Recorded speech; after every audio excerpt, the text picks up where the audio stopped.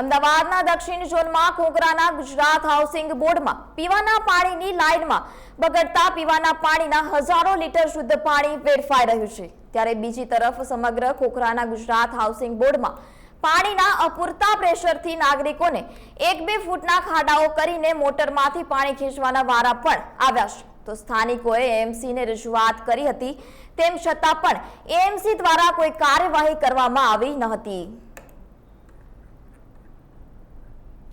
ખોખરાવડ ખાતે આવેલા ગુજરાત હાઉસિંગ બોર્ડમાં વસાહત કરતા હજારો નાગરિકો જે પીવાના પાણી માટે વલખા મારી રહ્યું છે, તે આજ પાણી ના આવતા એ લોકોને પીવાના માટે પાણી માટે મોટરો લગાવવી પડે છે। જે આજ રોજ પાણી આવતા અને કોર્પોરેશનના પાણીની લાઇનની અંદર ભંગાર પડતા હજારો લીટર પાણી વેડફાઈ ગયું છે।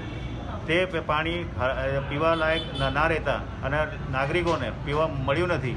તેથી કરીને આ બાબતે અમદાવાદ મ્યુનિસિપલ કોર્પોરેશન લાગતા વળગતા અધિકારીઓ હજુ સુધી સમારકામ કરવા આવ્યા।